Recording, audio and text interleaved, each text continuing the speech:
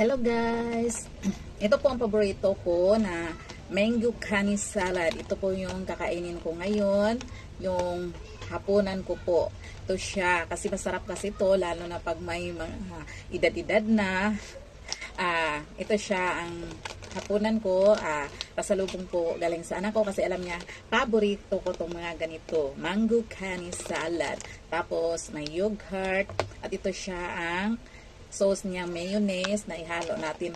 Ito po siya ang laman niya. Mango, sliced mango. Tapos may corn, kernel. At saka ito siyang crab meat. Tapos ito siya yung lettuce, pipino, at saka carrots. So, ihalo lang natin siya, guys.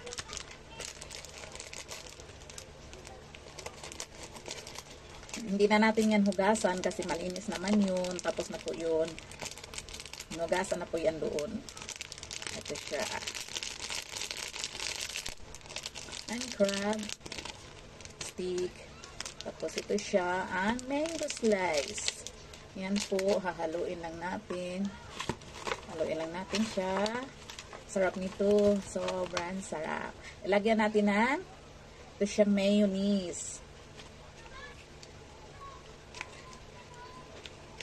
Ako pag ang iba nito parang isaw-saw lang pero ako ihalo ko kasi sarap ihalo ang mayonnaise.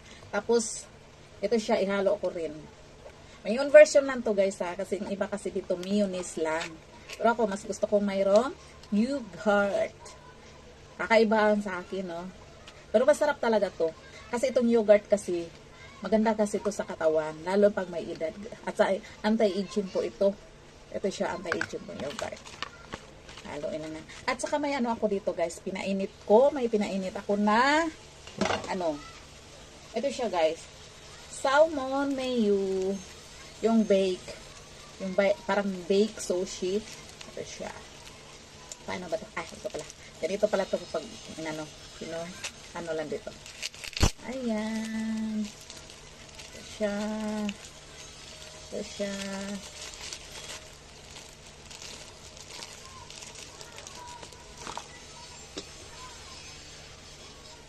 Ang init. Init pala.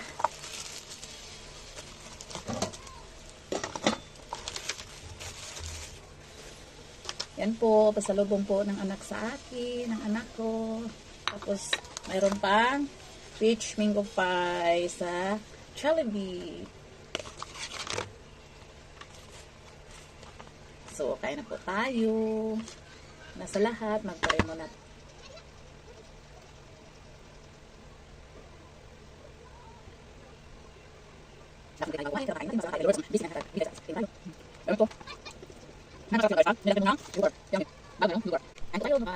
Mango canis salad.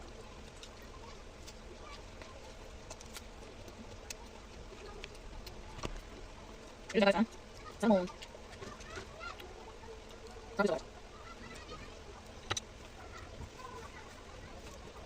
Salmon mayo. Sulam.